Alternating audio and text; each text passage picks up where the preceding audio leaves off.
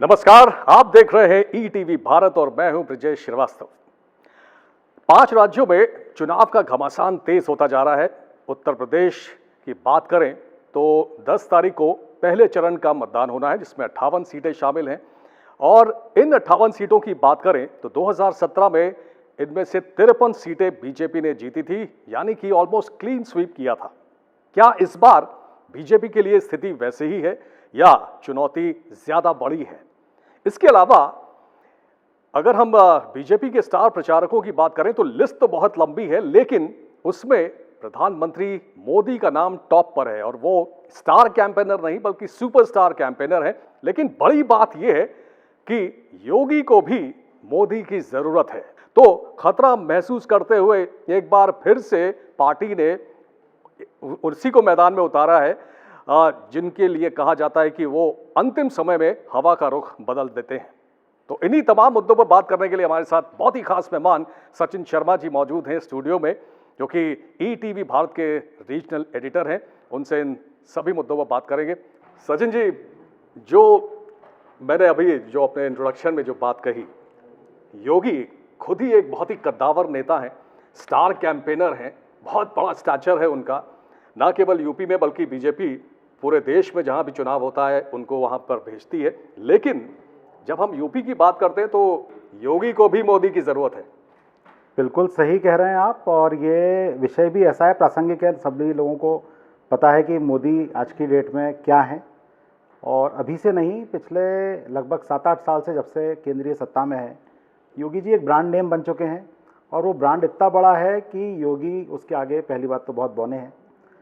दूसरा, हम जब देखते हैं उत्तर प्रदेश को, हम जब गहराई से देखें तो योगी लगभग सत्ता में रहते हुए उनको 5 साल पूरे हो गए। और जब आप सत्ता में रहते हैं और जिस जगह पे बैठ के सत्ता में रहते हैं, वहाँ आपके कुछ विरोधी रहते हैं, कुछ आपके प्रशंसक रहेंगे, कुछ कटु आलोचक भी रहेंगे। योगी के साथ भी लगातार ये समस्या चल रही है। कभी उन पर ठाकुरवाद का आरोप लगता है, और वो बड़ी फ्रिक्वेंटली आरोप लगता है। कभी इस तरीके से लगता है कि वो तानाशाही पूर्ण रवैया है।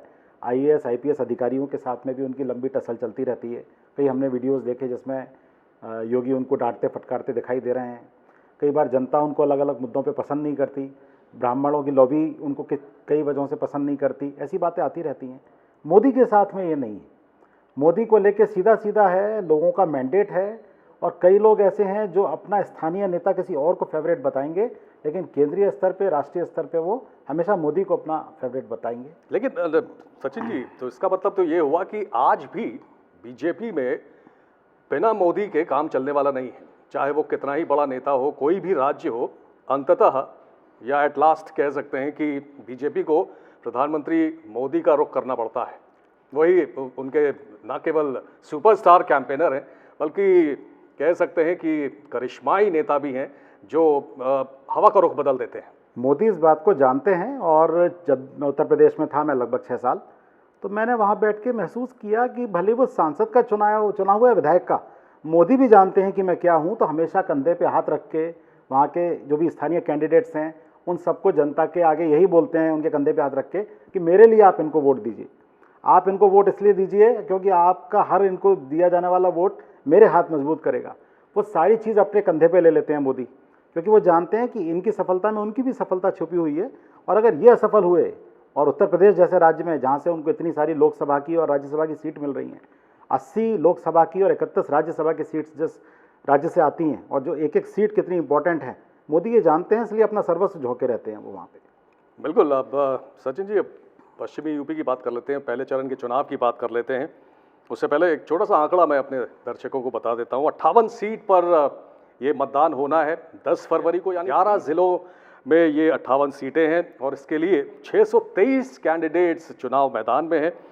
और प्रमुख सीटों की बात करें तो आगरा, मथुरा, अलीगढ़, शामली, मुजफ्फरनगर, बागपत, मेरठ, ये पूरा वेस्टर्न यूपी का जो ये बेल्ट है, यहीं पर ये चुनाव होना है।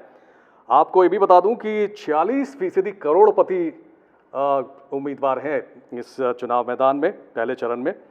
और 2017 की बात करें तो इन 58 में से 53 सीट बीजेपी ने जीती थी। तो आप अंदाजा लगा सकते हैं, एक तरह से क्लीन स्वीप था। जो 58 सीटों पर चुनाव होने जा रहा है उसमें बीजेपी ने क्लीन स्वीप किया था 2017 में। लेकिन क्या 2022 में वही स्थिति है सचिन जी? देखिए, जब आपने ये वाली बात की, आपने सारी वेस्ट यूपी की सीट्स का आपने उल्लेख किया है, और वेस्ट यूपी से ही बीजेपी के लिए लगभग 2 दशक के बाद में एक अच्छे तरीके से फुल मेजोरिटी के साथ उत्तर प्रदेश की सत्ता का रास्ता खुला था। और वो क्यों था वो आपको पता है। मुजफ्फरनगर के दंगे, कैराना के उस साइड, उस समय जो भी 2012-13 में जो माहौल बना था, अगर वो नहीं बनता तो बीजेपी चुनाव नहीं जीतती, क्योंकि उसके आगे की 5 साल की राजनीति भाजपा ने मुजफ्फरनगर को केंद्र में रख के की है। और आज जब वापस से उत्तर प्रदेश के चुनाव सिर पर हैं, तो वापस से योगी उसी कैराना में जाके अपना कैंपेन शुरू करते हैं। वहीं घर घर कुंडी खटखटा के अमित शाह कैंपेन शुरू करते हैं। और ये दोनों नेता, जिनकी छवि एक हार्डकोर हिंदू लीडरों की भी है, इसके अलावा अमित शाह तो मान ही इसलिए जाते हैं, राजनीति के चाणक्य कहा जाता है उनको, भाजपा वालों की तरफ से विशेषता। तो जब आप कैराना में घर घर जाके दरवाजे खटखटा रहे हैं, आप लोगों को याद दिला रहे हैं कि इन गाँवों से हिंदुओं ने 2016 में पलायन कर लिया था और हमने इनकी वापसी सुनिश्चित की, तो अगर वहाँ पर बीजेपी अपना कैंपेन शुरू नहीं करेगी तो कैसे काम चलेगा। तो उत्तर प्रदेश में भी वेस्ट यूपी वो सबसे इम्पोर्टेंट है। ये 58 सीटें बहुत इंपॉर्टेंट हैं। और जैसा आपने बताया कि क्लीन स्वीप किया था, अगर भाजपा नहीं कर पाती है, अगर पिछली बार 312 सीट थी बीजेपी की 403 में से, टोटल अनुप्रिया पटेल की अपना दल और राजभर की जो पार्टी है सोहेल देव, इनका मिला के 325 था। अगर बीजेपी 100 सीटें कम भी हो जाती है तो भी पूरी मेजोरिटी में रहेगी वो, लेकिन उससे जो डेंट लगेगा वो नरेंद्र मोदी को भी बर्दाश्त नहीं होगा, भाजपा को भी बर्दाश्त नहीं होगा। इसलिए पूरी ताकत झोंके हुए हैं कि इन्हें किसी भी तरह से 300 के ऊपर लाके लोगों को दिखाना है। एक चर्चा जो लगातार सचिन जी चल रही है वेस्टर्न यूपी को लेकर, वो ये कि आरएलडी के साथ जो समाजवादी पार्टी ने गठबंधन किया है वो नुकसान पहुंचा सकता है बीजेपी को। और हमने ये भी देखा था कि जाटों को अभी भी लुभाने की, मनाने की कोशिश हो रही है किसान आंदोलन के बाद, जिस तरह से वो नाराज़ हैं बीजेपी से। पिछले महीने संजीव बालियान पहुंचे थे राकेश टिकैत से मिलने के लिए। कल आपने भी देखा किस तरह से जयंत चौधरी नरेश टिकैत से मिलने के लिए पहुंचे। तो अभी भी जाटों को लुभाने की कोशिश जारी है। हालांकि जयंत चौधरी खुद भी जाट हैं, जाट लीडर हैं, लेकिन वो चाह रहे हैं कि ज़्यादा से ज़्यादा जाटों को अपनी तरफ आकर्षित किया जाए ताकि ज़रा सा भी चांस ना रहे। आपको लगता है कि ये कारगर होगा? देखिए, जयंत चौधरी जी की जो पिताजी थे अजीत सिंह जी, उनके लिए माना जाता था, जैसे बिहार में रामविलास पासवान हैं, उनके लिए कहा जाता था जिधर सत्ता उधर हम। यही अजीत सिंह के साथ में भी था कि जो पार्टी बनती थी उसके साथ हो लेते थे। उसका उनको नुकसान हुआ। और नुकसान किस तरह से हुआ कि जाटों का एक बहुत बड़ा धड़ा मानता है कि अपने लिए सोचते हैं, बिरादरी के लिए नहीं सोचते। जब 2012 का जो दंगा हुआ, 12, 13, 14 के आसपास जो ये पूरा माहौल बना, उसमें बीजेपी जाटों के साथ खड़ी हुई और मुखर रूप से खड़ी हुई। संगीत सोम जैसे लोग बाग, जो बाद में उनको ये माना गया कि दंगे में शामिल थे, लेकिन बाद में वही विधायक बने। तो उस समय जाटों को ये लगा कि ये हमारी ये पक्षधर है, ये हमारे लिए काम करेगी भाजपा ने किया भी। तो जाटों का बड़ा एक धड़ा टूट के बीजेपी के साथ में चला गया। अब जो भारतीय किसान, आपने टिकैत का नाम लिया, भारतीय किसान यूनियन ने एक बीच का रास्ता अपनाते हुए बोला, न बीजेपी के समर्थन में न विरोध में है। भारतीय किसान यूनियन मतलब टिकैत भी जानते हैं कि इस चुनाव के बाद में अगर हमने बीजेपी की बहुत खिलाफत की और बीजेपी सत्ता में केंद्र में और राज्य में रही तो उनकी खैर नहीं है, ये टिकैत वाली बात जानते हैं। तो वो मध्य मार्ग अपना रहे हैं। दूसरा, अगर जाटों ने इस समय समझदारी से डिसीजन नहीं लिया तो ये रहेगा कि बीजेपी उनको पूछेगी नहीं कि भाई आपने तो हमें सपोर्ट नहीं किया। तो ऐसा नहीं है कि जाट टिकैत की या जयंत चौधरी की बात मान लेंगे। उन्हें सबसे ज़्यादा फायदा के सौदा कहाँ नज़र आएगा, और मुझे ऐसा लगता है कि अखिलेश और जयंत चौधरी के साथ में जाएंगे वो, कि बीजेपी के साथ में जाएंगे, वो कहीं ना कहीं अंदर तोल रहे होंगे और मुझे लगता है बीजेपी का साथ देंगे। और आपने ये भी देखा कि किस तरह से अभी भी जयंत चौधरी की तरफ पासा फेंकने की कोशिशें अभी भी चल रही हैं बीजेपी की तरफ से। अमित शाह ने तो ये बात भी कही थी, खुलेआम ये बात उन्होंने कही थी कि वो गलत जगह पर हैं। और दूसरी बात फिर उन्होंने ये भी कही थी कि मैं चवन्नी नहीं जो पलट जाऊंगा। नहीं, ये जवाब तो जयंत ने दिया था। जयंत ने, हाँ। लेकिन अमित शाह ने एक बात और कही थी कि नतीजे आने के बाद जयंत चौधरी नहीं होंगे अखिलेश यादव के साथ, आजम खान होंगे उनकी जगह। तो एक तरह से ये कोशिश अभी भी हो रही है कि आप नतीजे के बाद क्या स्थिति होगी आप समझिए और सही जगह आइए। तो यानी कि दरवाजे अभी भी खुले हुए हैं। वो भी है। दूसरा, जाटों के साथ में ये कि एक धड़ा, क्योंकि जाटों की पार्टी ही है जयंत चौधरी की जो पार्टी है रालोद, तो एक धड़ा अभी भी उसके प्रति सिंपैथी रखता है जयंत के। अगर जयंत सिंपैथी को समझ कर, और ये सही बात है, आजम खान जेल के अंदर बंद थे, जब बाहर रहे बहुत प्रिविलेज दिया है उनको।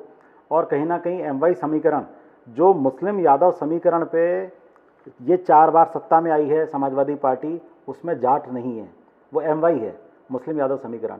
अब जाटों का समीकरण उसमें लगाया जा रहा है, लेकिन जहाँ मुस्लिम है वहाँ जाट साथ में उनके जाएगा कि नहीं जाएगा, ऐसा बहुत कहना मुश्किल है कि जाट उनका साथ देगा। देखते हैं। बस आखिरी सवाल सचिन जी, जो 58 सीटों पर मतदान है 10 तारीख को, इन 58 सीटों को आप कैसे देखते हैं? जो हम लोग अभी बात कर रहे थे कि पिछली बार तो बीजेपी ने शानदार प्रदर्शन किया था, इस बार क्या उम्मीदें हैं? देखिए, इस बात ये बड़ा एक रोचक सवाल है। इसमें एक बड़ा एक छोटी सी महीन लाइन गई है। अगर भाजपा ने बहुत अच्छा काम किया होता या योगी ने बड़ा आउटस्टैंडिंग काम किया होता तो इनको वापस से कैराना की 2012-13 के दंगों की याद नहीं दिलानी पड़ती। कहीं ना कहीं ये जानते हैं कि हम किसी स्तर पे कमज़ोर पड़े हैं, पिछड़ रहे हैं, इसलिए इन्हें वापस से 10 साल पुरानी राजनीति पे लौटना पड़ा, हिंदू मुसलमान करना पड़ा, कहीं ना कहीं बाइफरकेशन, ध्रुवीकरण की तरफ जाना पड़ा। तो मुझे लगता है कि बीजेपी को लग रहा है कि ये okay and tested, old okay and tested formula है हमारा, इसलिए उन्हें ध्रुवीकरण की तरफ वापस जा रहे हैं और वही उनको बचा भी सकती है। अदरवाइज़ योगी का फैन बेस ऐसा नहीं है कि मोदी और अमित शाह और इन सबको हटा लिया जाए और योगी अपने बूते पे चुनाव जिता ले जाएंगे, अभी ऐसा नहीं लगता। और सरकार की उपलब्धियों की बात भी अगर करें तो मोदी जी जिन उपलब्धियों को गिना रहे हैं वो देखा जाए तो केंद्र सरकार के कार्यक्रम, सब सेंट्रल की, केंद्र सरकार के कार्यक्रम योजनाएं उनको ही उन्होंने बड़ी शिद्दत से लागू किया है। चाहे वो जेवर का इंटरनेशनल एयरपोर्ट की बात करें तो वो भी सब केंद्र सरकार की योजना है। हाईवेज की बात करें, जिन एक्सप्रेसवेज की बात करें, और उसी का फायदा इसलिए भी थोड़ा सा मिलता है कि वेस्ट यूपी का एक बड़ा एरिया इसी के आसपास जुड़ा हुआ है, दिल्ली के आसपास जी, दिल्ली NCR के आसपास। तो जब भी ये कुछ केंद्र की योजनाएं लागू करते हैं, मान लीजिए बनारस तक ट्रेन चलानी है, जो ट्रेन 18 जो शुरुआत की थी इन्होंने, तो वो भी उन्होंने दिल्ली से लखनऊ के लिए शुरू कर दी, बनारस के लिए शुरू हो गई बाद में। तो उत्तर प्रदेश को ज़्यादातर जो लाभ दिल्ली के माध्यम से मिलता है केंद्र सरकार पहुँचाती है, तो इसलिए उनकी थोड़ी सी ज़्यादा, इसीलिए क्या वो डबल इंजन ग्रोथ की बात करते हैं मोदी? हाँ, डबल इंजन ग्रोथ रहता है, लेकिन मोदी अंदर से तो सिंगल इंजन वाले हैं।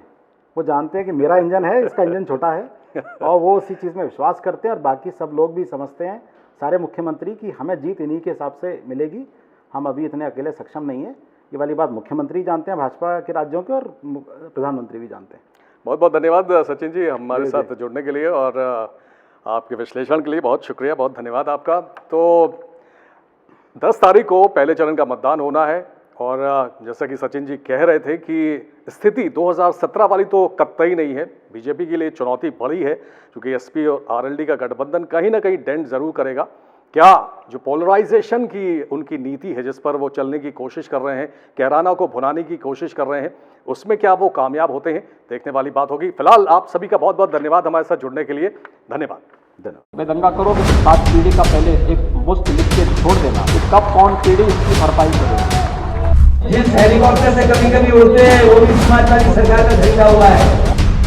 खासकर सपा सरकार में जो गुंडे, बदमाश व माफिया आदि, ये निर्णय उत्तर प्रदेश की हर एक महिला के लिए है जो बदलाव चाहती है।